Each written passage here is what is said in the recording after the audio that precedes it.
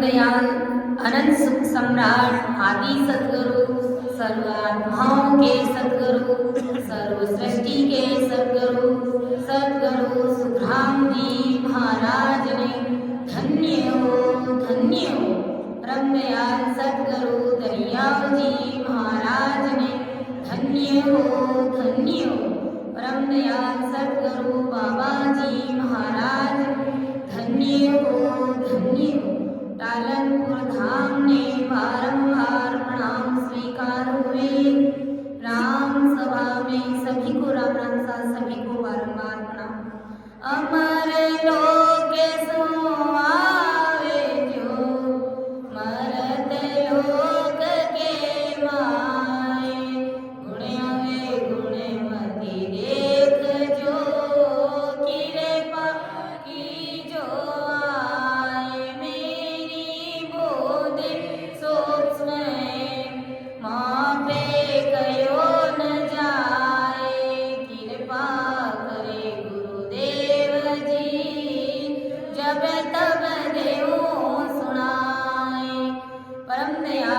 अनंत सुख सम्राट आदि सदगुरु सर्वात्माओं के सदगुरु सर्व सृष्टि के सदगुरु सदगुरु सुखराम जी महाराज ने धन्य हो राम सभा में राम राम महाराज सभी को राम राम साहब सभी को मेरा बार प्रणाम।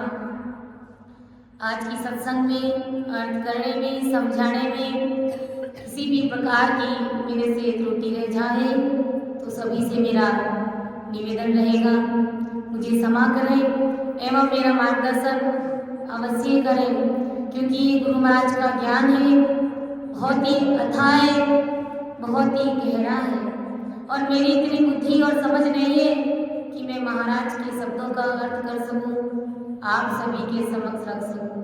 ये सत्संग करने और कराने वाले सब कुछ सतगुरुदेव जी महाराज हैं, सत्य स्वरूप राम जी महाराज हैं। तो जैसा कि अपना विषय गर्भ चेतावनी ग्रंथ चल रहा है, तो इसमें ब्रह्मदयाल आदि सतगुरु सुखराम जी महाराज शिष्य को बता रहे हैं, शिष्य को मतलब अपन सभी को बता रहे हैं कि जो जन पूर्व जन्म में कैसे कैसे कर्म करते हैं, उन कर्मों के कारण इस जन्म में उसे दुख भोगना पड़ता है और अपन भोगते भी हैं, घर परिवार में भी देखते हैं, रिश्ते नातेदारी में भी देखते हैं, जहाँ कहीं पर भी जाते हैं वहाँ पर भी देखते हैं। तो हमें इन कर्मों से बच करके सांस से भजन करके सतरूप स्वयं के देश की प्राप्ति कर लेनी है। और अगर इन कुकर्मों में उलझे रहे, दूसरों की निंदा करने में लगे रहे, दूसरों में कमी कसर निकालने में लगे रहे, तो आगे सतगुरु जी महाराज जो दुख बता रहे हैं संसार में, ऐसा दुख हमें भी भोगने के लिए मिल सकता है। तो सावधान होकर के, सावचेत होकर के, समय का सदुपयोग करके अपन सभी को अपनी जीवात्मा का कल्याण करने के लिए सांस में भजन करना पड़ेगा। और यही एकमात्र उपाय है इस जीव का कल्याण करने का, दूसरा इस संसार में, इस सृष्टि में कोई दूसरा उपाय है ही नहीं। तो आदि सतगुरु जी महाराज क्या फरमाते हैं कि दलद्री रहे है पाप छाड़े भगत हर को जाप लक्षण पड़े निरसाय मन गुरु सुनी रस दूजा प्रेम। कि सतरूप राम जी महाराज की भक्ति समझ लेते हैं और धारण भी कर लेते हैं, परंतु माया के लोभवश राम जी की भक्ति त्याग दी और लोभ को पूर्ण करने के लिए दूसरी भक्तियां धारण कर ली। इस पाप के कारण जब अगला मनुष्य देह उस जीव को मिलता है, तब अति दरिद्र के दुख उसके अंदर पड़ते हैं, यानी गरीबी के साथ में भारी दुख उनको पड़ता है। नर नारी मोक्ष देने वाले सतगुरु को ज्ञान से जानकर भी प्रेम नहीं करते हैं। सतगुरु जी महाराज को जान लेते हैं कि ये सतरूपी संत है, ये अपनी जीवात्मा का कल्याण करने वाले महान पुरुष है, लेकिन सब कुछ जानते हुए भी अनजान बने रहते हैं और उनसे प्रेम नहीं करते हैं, उल्टा नीरस यानी ढेटा बन करके रहते हैं। अन्य जगत के मायावी साधु तथा नर नारियों के साथ में दिल से अति प्रेम करते हैं, दूसरों से खूब प्रेम करते हैं संसार के नर नारियों से, लेकिन सतरूपी संतों से अगर प्रेम भाव नहीं करते हैं तो ऐसे मनुष्य अगले जन्म में दरिद्र शरीर के हल्के लक्षणों के साथ में जन्म लेते हैं, यानी गरीबी के साथ में जन्म लेते हैं, जिनको बराबर आवश्यकताओं की पूर्ति भी नहीं मिलती है।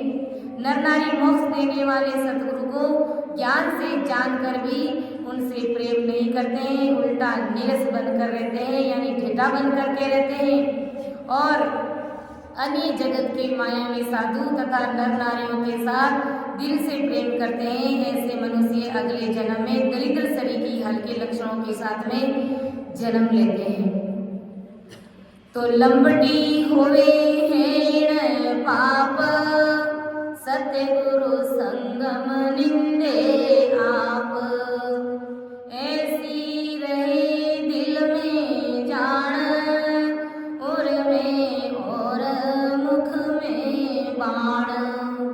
के लंबटी होवे इण पाप, सतगुरु संगम निंदे आप, ऐसी रहे दिल में जान, उर में और मुख में के बाण। ऐसे ऐसे संसार में भी जीव होते हैं और कैसे कैसे उनको दुख भोगना पड़ता है कि सतगुरु के संगत में महिला तथा पुरुष दोनों भी रहते हैं। ऐसे सतरूपी संतों की जब संगत होती है तो उसमें महिला और पुरुष दोनों रहते हैं, महाराज फरमाते हैं। और अधिकतर सतगुरु के संग में पुरुष से महिलाएं अधिक रहती हैं, पुरुष से ज़्यादा संख्या महिलाओं की रहती है, जो आज भी अपन को सत्संग में देखने को मिलती है। महिलाओं का भजन भक्ति और सिमरन में भाव पुरुषों से अधिक रहता है और महिलाओं को भक्ति करने का भाव भी पुरुषों से कई गुना अधिक रहता है, महाराज फरमाते हैं। क्योंकि महिलाएं कोमल दिल की होती है, जल्दी पिघल जाती हैं, जल्दी उनका भाव बन जाता है। ऐसे सतरूपी संतों का ज्ञान सुनते ही वे व्याकुल हो जाती है और सतरूप साहिब की सत्ता को प्रकट कर लेते हैं। ये कोमल दिल होता है, उनकी ये पहचान होती है कि गुरु महाराज का ज्ञान उनको जल्दी समझ में आता है।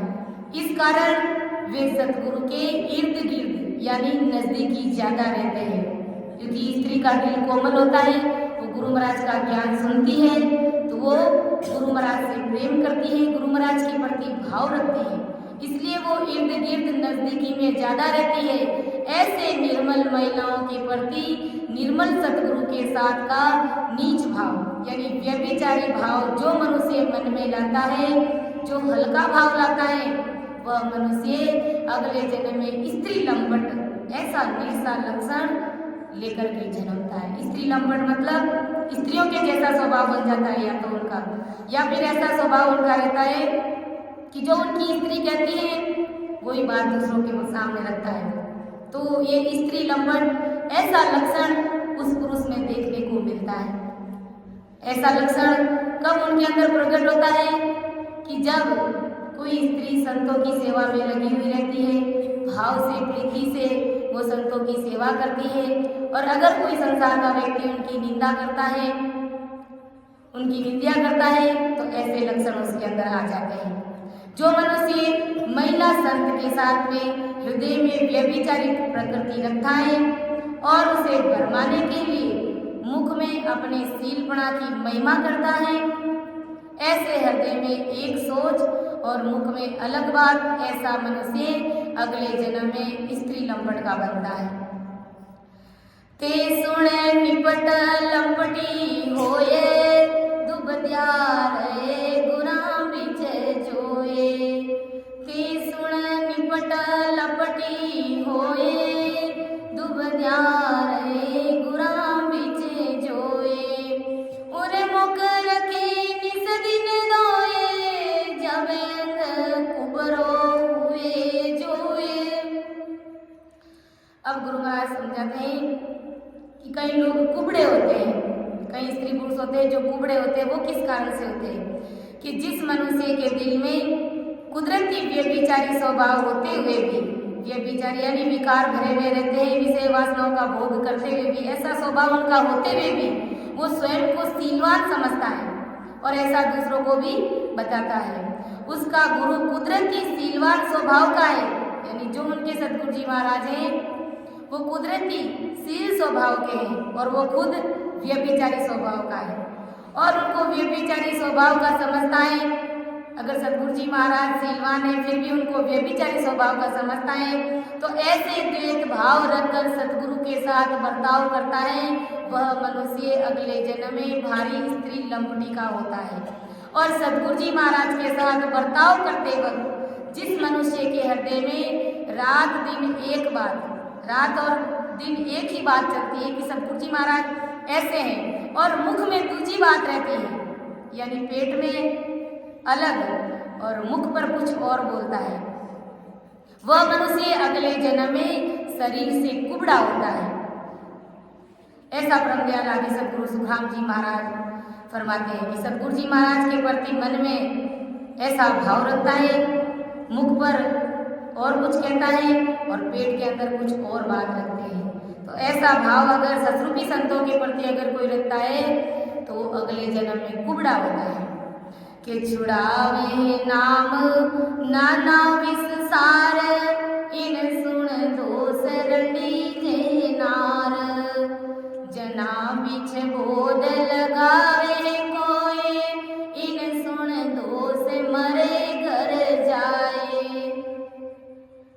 जो पुरुष संत को नाना प्रकार की विषय वासना में मोहित कर उस संत पुरुष का राम नाम छुड़ा देती है, यानी ऐसी स्त्री जो संतजन भजन भक्ति करने वाले हैं, जिनका पति राम सुमिरन का जाप करने वाले हैं, तो उनको विषय वासनाओं में मोहित कर उनको राम नाम छुड़ा देती है, वह स्त्री अगले जन्म में विधवा हो जाती है।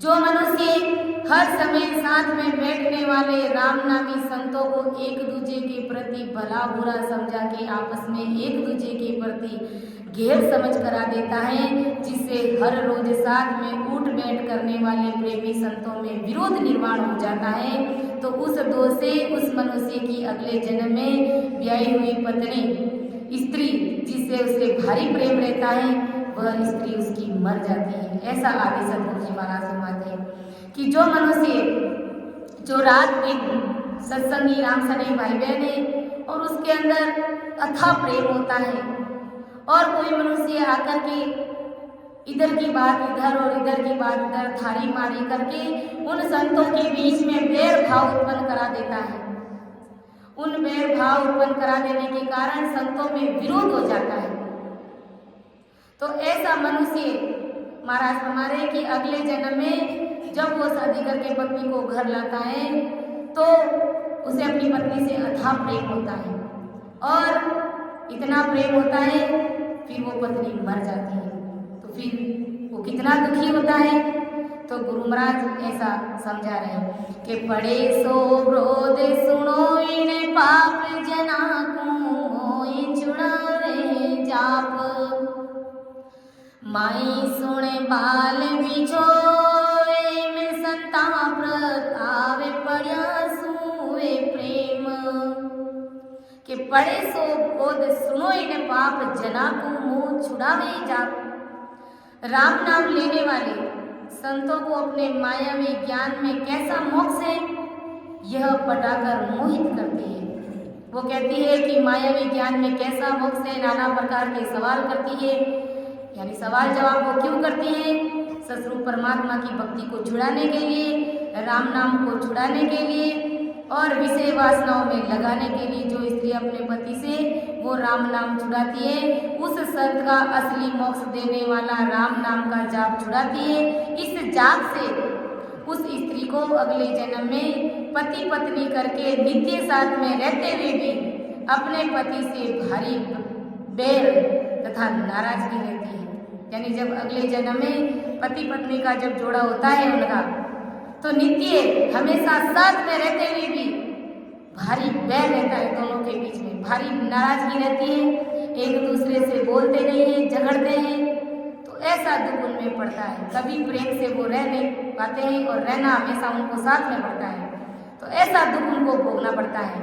और जिस स्त्री को राम नामी संत पे यानी ताप यानी कष्ट पड़ने पर खुशी होती है, अगर किसी संत जनों पर कोई कष्ट आ जाता है, संसार का शरीर है तो दुख आ जाता है, कष्ट पड़ जाता है, कोई शारीरिक कष्ट पड़ जाता है, तो ऐसा कष्ट पड़ता है। और अगर किसी स्त्री को ऐसी बात सुनते ही उनको खुशी होती है, तो इस पाप से अगले जन्म में उस स्त्री के उसकी गोद से जन्मे हुए बालक का बिछुड़ा हो जाता है। यानी जैसे ही वो स्त्री बच्चे को जन्म देती है तो वो बच्चा उनका छोड़ करके चला जाता है। बच्चा वो अपने बच्चे से बिछुड़ जाती है। क्यों बिछुड़ जाती है? क्योंकि संतों पे कष्ट आया तो उनको भरी खुशी हुई। अब खुशी की कहाँ, खुशी जताने की कहाँ हो सकता है, लेकिन कई स्त्री लोगों का ऐसा स्वभाव होता है, जब संतों पर या किसी अन्य पर दुख पड़ता है, कष्ट पड़ता है, तो दूसरे लोग हंसते हैं, लेकिन वो तो अपने प्रारब्ध भोगते हैं, उनके तो कर्म करते हैं, लेकिन वो कर्म हम हमारे ऊपर मढ़ा लेते हैं, चढ़ा लेते हैं।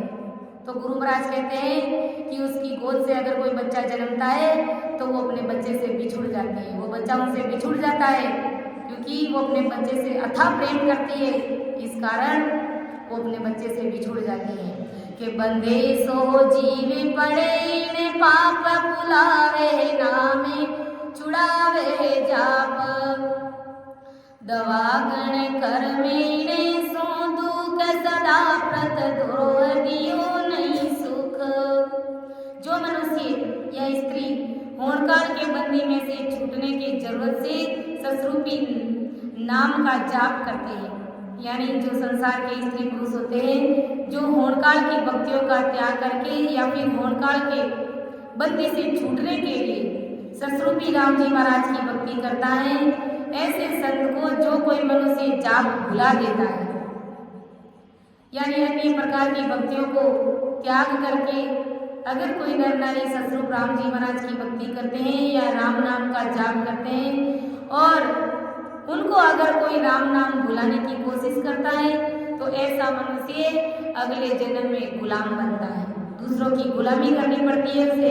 और जिस स्त्री ने पिछले जन्म में हमेशा पति का द्रोह किया है, विद्रोह किया है, उनसे लड़ाई झगड़ा किया है एवं पति को कभी भी किसी भी प्रकार का कोई सुख नहीं दिया है, तो इस पहले पाप से वह स्त्री दवागण यानी पति को नापसंद का दुख उनको भोगना पड़ता है।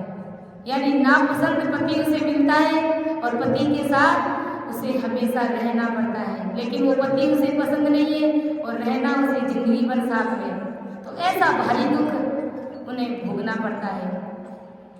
तो गुरु महाराज कहते हैं कि हमें ऐसा कुछ भी करना नहीं है, हमें तो सतरूप साहिब राम जी महाराज की भक्ति मिल गई है, तो किसी भी तरफ ध्यान नहीं देते हुए हमें सांस सांस में प्रेम और प्रीति के साथ में भजन करते हुए सतरूप साहिब के देश की प्राप्ति कर लेनी है, ताकि संसार में हमें ऐसा दुख देखने को मिले ही नहीं, हमें ऐसा दुख भोगने को मिले ही नहीं।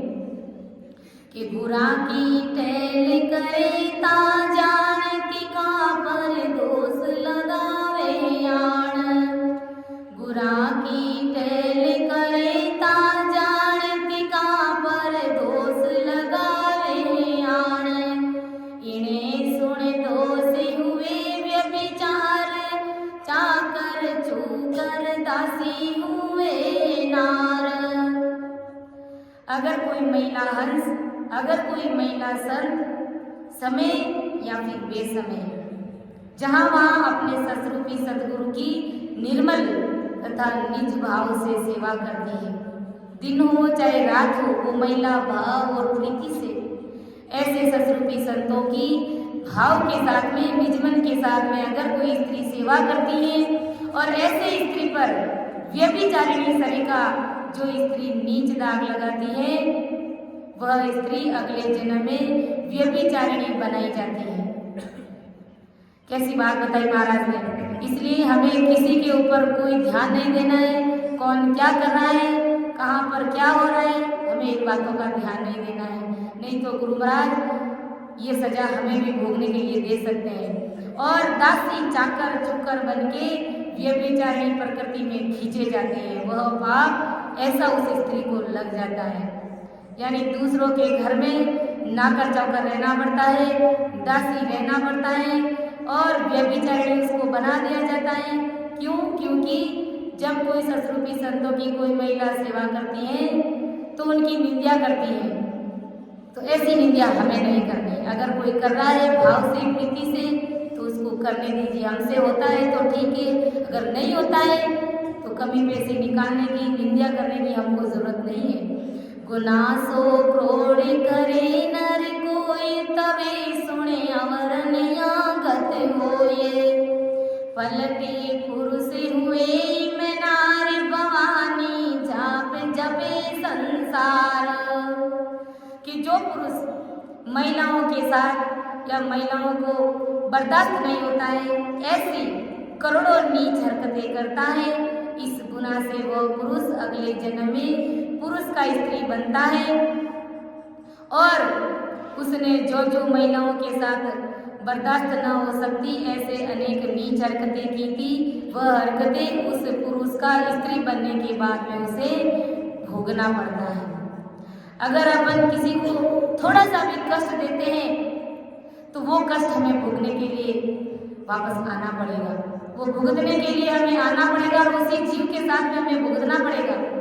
तो यही बात महाराज फरमा रहे हैं कि अगर किसी महिलाओं को बर्दाश्त नहीं होता है और ऐसा ऐसा दुख, ऐसा ऐसी तकलीफें अगर कोई पुरुष उनको देता है तो अगले जन्म में वो पुरुष स्त्री बनेगा, स्त्री बनेगा। और अब उनको भी बर्दाश्त नहीं हो रहा है, ऐसा ऐसा दुख उनके सामने आएगा और ऐसे ऐसे उनको प्रताड़ित करना पड़ेगा। तो ऐसे ऐसे दुख उनको भोगने पड़ते हैं। इस संसार में जो पुरुष भवानी का जाप करता है, भवानी कोई देवी हो सकती है तो उसका जाप करता है और पूर्णतः भवानी के स्वभाव का ही वो रहता है, वह पुरुष अगले जन्म में पुरुष से पलटकर स्त्री बन जाता है। ऐसा आदि सतगुरु सुखराम जी महाराज फरमाते हैं कि जे सुन नावन केवल कोई जप्यासु जाप भवानी जोए, तजे सुन नावन केवल कोई जप्यासु जाप भवानी जोए, मरेण कर्म कम कुमीचा जाई गुरापत दोष लगावे आए। कि जो मनुष्य न केवल ससरूप समझने के बाद भी गुरु के धर्म को दोष लगाता है और ससरूप का न केवल नाम त्यागता है तथा ससरूप से श्रेष्ठ भवानी को मानकर उसका जाप जपता है और भवानी को निरपराध प्राणियों की बलि देता है, इस कारण मनुष्य कुमौत यानी बड़ी नीच तरीके से वो मरता है और फिर वो कठिन भूत योनि सरीखे अति दुख की योनि में जाकर के पड़ता है। ऐसा भूत की योनि में और ऐसा बेमौत, ऐसा कुमौत व्यक्ति कब मरता है कि उन्हें ससरूप राम जी महाराज का ज्ञान समझ में आ गया, लेकिन वो ज्ञान को धारण नहीं करता है और उनकी जो बलि चढ़ाने वाले ऐसे भवानी जो देवी होती है उनकी ज्ञान को बढ़ चढ़ करके करता है और निरपराध प्राणियों की बलि भी देता है। तो ऐसा मनुष्य जानबूझ करके जो गलती करता है तो वो बेमौत कुमौत मरता है और अगली योनि में वो भूत की योनि में जाता है। ऐसा दरिद्र भारी दुख भोगता है। और भूत की योनि कैसी होती है अपन जानते हैं सब, क्योंकि उनका कोई शरीर ही नहीं होता है, उनकी आत्मा ऐसे ही वो भटकती रहती है, आज इधर कहीं इधर, उनको कभी शांति मिलती नहीं है। लेकिन ऐसे ससरूपी संतों की जहाँ कहीं सत्संग होती है, अगर कोई नाम लेने वाली जीव होता है तो फिर वो उसके गढ़ में आकर के बोलता है। किस लिए बोलता है कि संतों की प्रसाद लेने के लिए, क्योंकि वो ऐसे ससरूपी संतों को जानता है। आज हमारी आदमी इतना नहीं जानता है, लेकिन जो भूत की योनि में चला जाता है उन्हें सब मालूम पड़ता है कि ये ससरूपी संत है, ये नैत्री संत है और इन्हीं के हाथ से अगर प्रसाद लेऊंगा तो मेरी आत्मा को ठंडक पड़ सकती है, मेरा कल्याण हो सकता है, मेरे इस जीव का उद्धार हो सकता है। कि गुरासु वाद उठापे ज्ञानी से कर्म कागे हुए नरयाने बंगी इन कर्मे हुए सिस जोई गुरासु रेण रखे बिन कोय। कि सतगुरु के साथ में कपट प्रकृति रख करके सतगुरु से वाद विवाद करके उनका सत्य ज्ञान उल्टा देता है, ज्ञान के साथ में विवाद करता है, कपटी स्वभाव रखता है और ज्ञान को उल्टाता है, वह मनुष्य अगले जन्म में कोए के अति दुखित ऐसे कोए की योनि में जन्मता है और कठिन दुख भोगता है।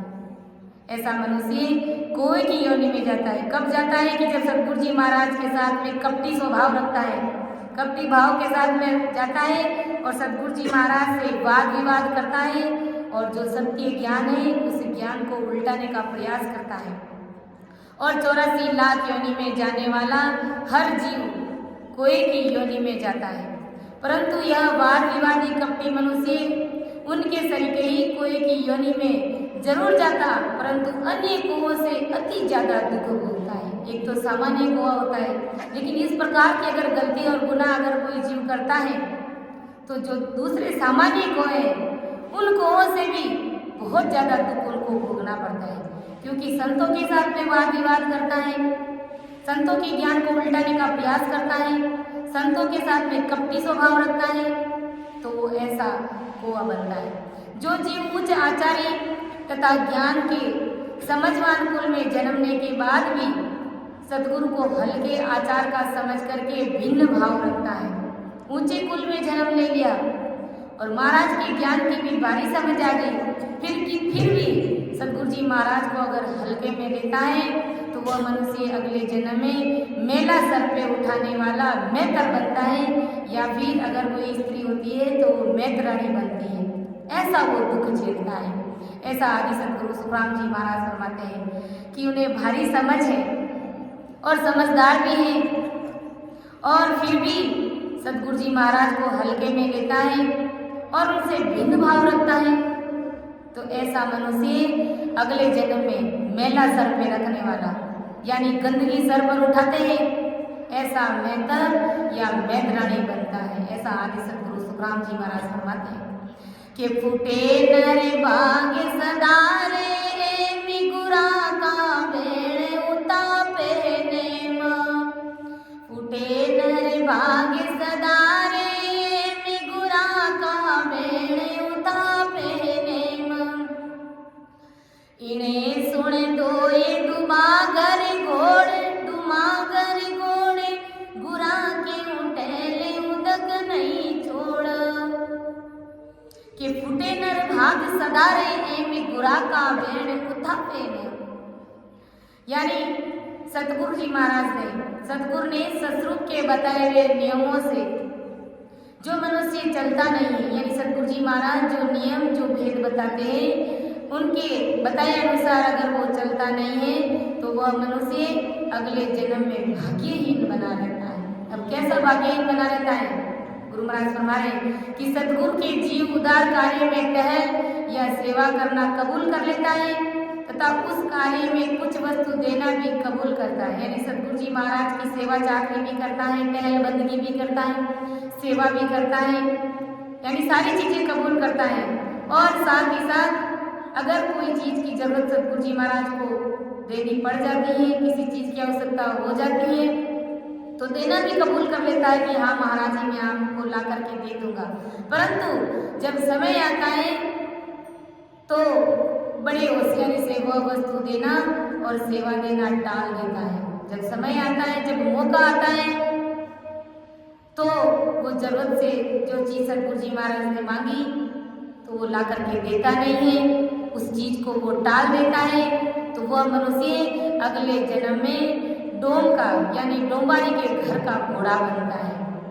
डोम के घर का घोड़ा मतलब डोंबारी यानी जो तार पे कसरत करते हैं ना, तार के ऊपर जो कसरत करने वाले, और ऐसे मतलब ऐसा घोड़ा बनता है।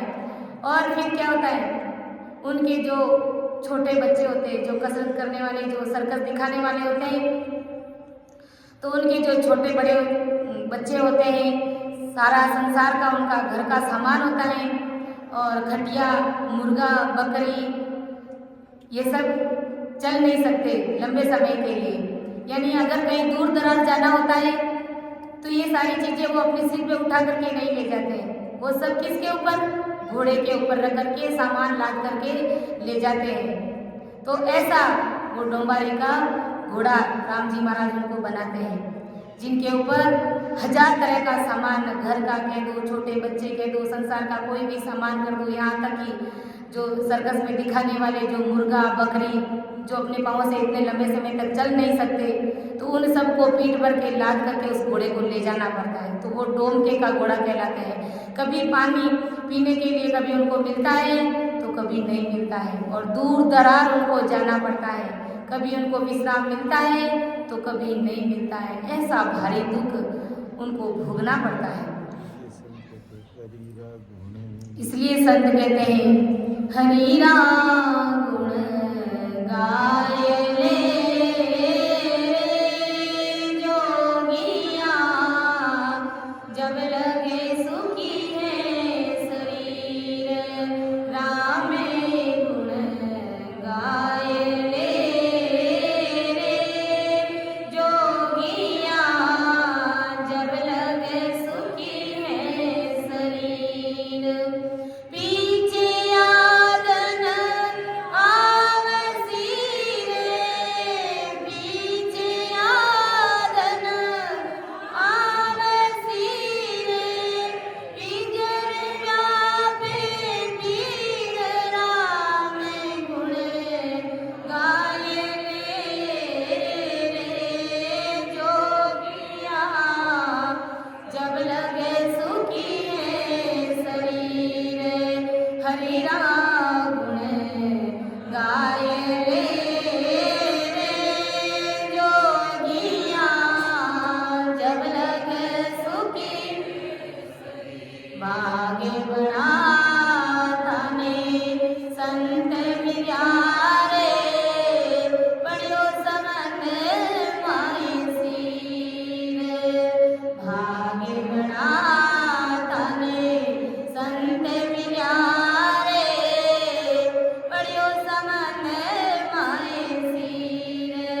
राम जी पढ़ो समन माई सीर। हंसाए जुग लीजिए रे, हंसाए जुग लीजिए रे, नाम अमोलक हीर, राम गुण गाए ले जोगिया, जब लग सुखी है शरीर, हरि राम गुण गाए ले जोगिया, जब लग पीछे आदन आवसी रे, पीछे आदन आवसी रे, पिंजर व्यापे पीर, राम गुण गाए ले जोगिया, जब लगे सुखी है शरीर, हरि राम गुण गाए ले जोगिया, जब लगे सुखी। अवसर जाय दिनों दिन बीत्यो, जीव जली रो नीर।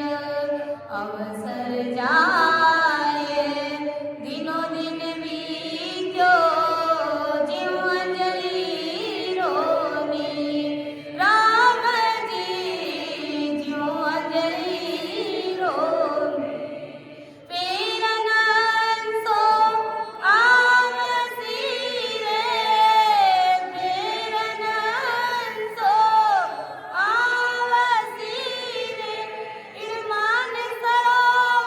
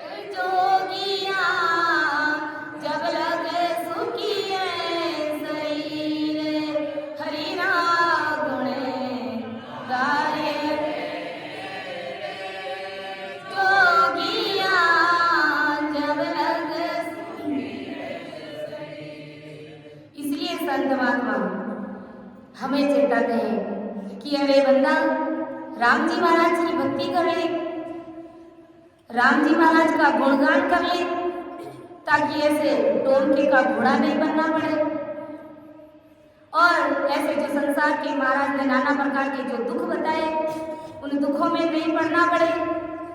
क्योंकि राम नाम क्यों करना है? राम नाम तो संसार के सभी रहने करते हैं। किसी को भी अगर जाकर के पूछते हैं तो सब यही कहते हैं कि हम राम नाम करते हैं, हम राम सिमरन करते हैं। लेकिन करने में फर्क है, क्योंकि भाग बड़ा माने संत मिल्यारे पढ़ियो समझ माए से। हमारे को सतगुरु जी महाराज मिले हैं, हमें संत मिले हैं, इसलिए ये जो अपन राम नाम ले रहे हैं वो हमारा राम नाम लेखे में लिखा जा रहा है। और इस राम नाम जो नाम निवाणी संतों से अगर भक्ति का भेद लेकर के भजन करते हैं तो साक्षात राम जी महाराज के देश की प्राप्ति होती है, अमर लोक का सुख मिलता है। इसलिए संत कहते हैं कि हंसा होए जुग लीजिए रे, ये नाम अमोलक ही, ये अमोलक जो राम नाम रूपी हीरा हमें मिला है, इसका जाप कीजिए, समय का सदुपयोग कीजिए, क्योंकि अवसर जाए दिनों दिन बीत्यो जीव अंजलि रो नीर। जिस प्रकार मुट्ठी में अगर जल लेते हैं तो वो जल कितनी देर तक टिकता है, वो झरझर के झड़ जाता है वो पानी। ऐसे ही इस शरीर से वो सांसें दिनों दिन घटती जा रही है, खत्म होती जा रही है। और एक दिन वो सांसा चली जाएगी और इस शरीर का त्याग करना पड़ेगा।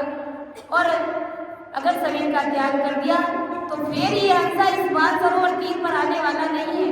अपन क्या सोचते हैं कि राम राम कर रहे हैं और अन्य नाना प्रकार के जाप तप भी कर रहे हैं, व्रत उपवास भी कर रहे हैं, दान पुण्य भी कर रहे हैं, इसलिए हमें मनुष्य शरीर जरूर मिलेगा। ऐसा कभी सपने में भी नहीं सोचना है हमें, क्योंकि कितना भी दान दे दो, कितना भी जप तप कर लो, कुछ भी कर लो, राम राम भी कर लो, लेकिन जब तक नेक श्री संतों का शरणा नहीं मिलता है और वो कुदरत कला प्रकट नहीं होती है, तब तक वो जीव 84 में ही रहेगा। उन्हें राम जी महाराज के देश की प्राप्ति होने वाली नहीं है। अगर संतों की शरण में भी आ गया और कुदरत कला अगर प्रकट नहीं हुई तो गुरु महाराज कहते हैं कि वो भी मनुष्य वापस मनुष्य जन्म नहीं लेगा, क्योंकि गुरु महाराज बता करके गए कि जिनके घट में सतरूप साहिब की सत्ता प्रकट हो गई है तो वो ही संत जन वापस दोबारा मनुष्य शरीर पा सकते हैं। बाकी जो संतों की शरण में भी आ गए हैं और कुदरत कला प्रकट नहीं हुई है तो गुरु महाराज ने बताया है कि अगर वो 84 में जाएगा तो मैं उसको ऊपर ही ऊपर रखूंगा, यानी उसको कहीं पर भी नीचे नहीं रखूंगा, मैं उसको किसी भी प्रकार का दुख भी उसको नहीं दूंगा, लेकिन उसको 84 को भोगनी पड़ेगी, क्योंकि उसके अंदर सतरूप साहिब की सत्ता प्रकट नहीं हुई। 84 भी महाराज ने बताया कि 84 में भी मैं उसको ऊपर ही ऊपर रखूंगा, और गर्भ चेतावनी ग्रंथ में ही महाराज ने बताया। इसलिए हमें सतरूप साहिब की सत्ता से ओत प्रोत हो जाना है और इस राम नाम का जाप करके हमें अपनी जीव का कल्याण कर लेना है, हमें अपनी जीवात्मा का कल्याण कर लेना है, ताकि ये ऐसे डोमके का घोड़ा, ये ऐसे ऊंट नाना प्रकार के जो महाराज बता रहे ये हमें बनना नहीं पड़े। आगे महाराज क्या समझा रहे कि भले सुन तो से करे रीत तजे हर नामे अलापे गीत, कतारा ऊँटे कर्म होए गुरा बिन गुरा बिचे टेल बोलावे कोय। आदि सदगुरु सुखराम जी महाराज फरमाते हैं कि हरि नाम समझने के बाद भी हरि का नाम छोड़ देता है, यानी राम राम करना छोड़ देता है और राग रागिनी में जगत के नर नारियों के मन को भाएंगे ऐसे माया के वासनिक गीत को अलापता है, यानी राम राम करना छोड़ देता है और संसार की जो नाना प्रकार की राग रागिनी है उन राग रागिनियों में वो लग जाता है, यानी संसार के नाना प्रकार के जो गीत हैं जिनसे संसार के नर नारी गींजते हैं ऐसे गीत वो गाने लग जाते हैं, जो संसारियों को मन को भाते हैं ऐसे वो गीत गाने लग जाता है। ऐसे माया के वासनिक गीत को अलापता है और अगर उसे साहिब ने मधुर कंठ दिया है, मीठा कंठ दिया है, तो ऐसे कंठ से हरि के गीत गाता तो अनेक नर नारी काल के दुख से निकलने की चाहना करते थे, परंतु ऐसा नहीं करते।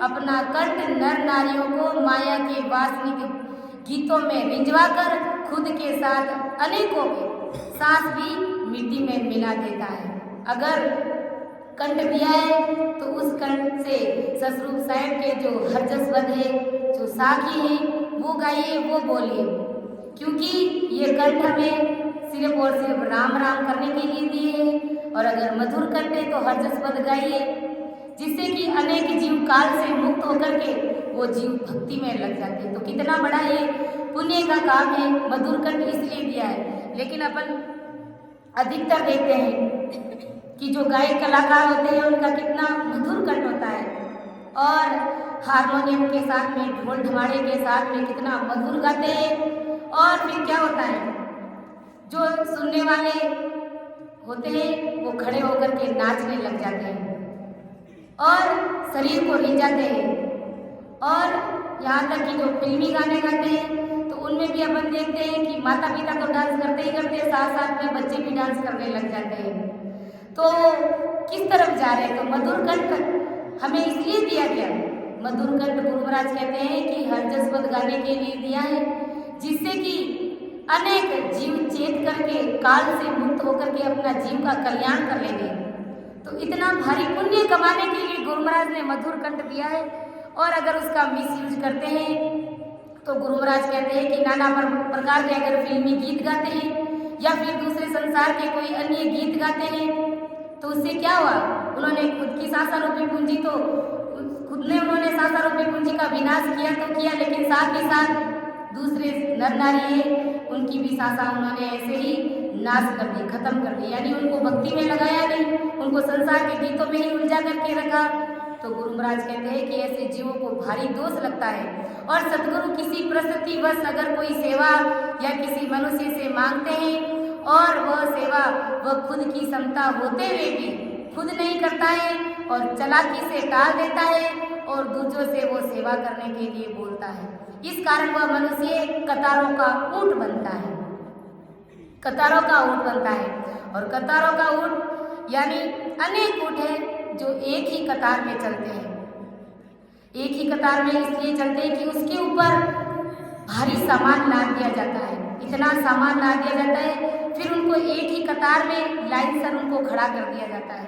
और एक होता है आदमी जो सबसे आगे वाले ऊंट को पकड़ करके डोरी पकड़ करके आगे चलता है, तो आगे चल जाता है तो पीछे जितने भी कतार में ऊंट चलते हैं उन ऊँटों को चलना पड़ता है। अगर उन्हें थकान आ गई है, भूख लग गई है, प्यास लग गई है, तो कोई उनको पानी नहीं पिलाता है, क्योंकि कतार में ऊँट चल रहा है तो उसको चलना ही पड़ता है। थकान आ गई तो उसको कहीं विश्राम नहीं मिलता है।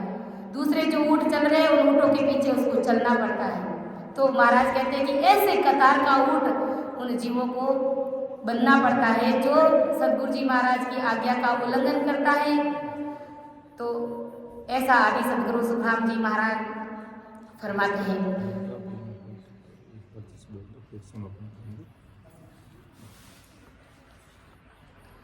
भज पंछी हरि नाम, नाम से सिर जासी। भज पंछी हरि नाम, नाम सो सिर जासी। ओ सगो नहीं रे संसार, काया थारी है काची। ओ सगो नहीं रे संसार,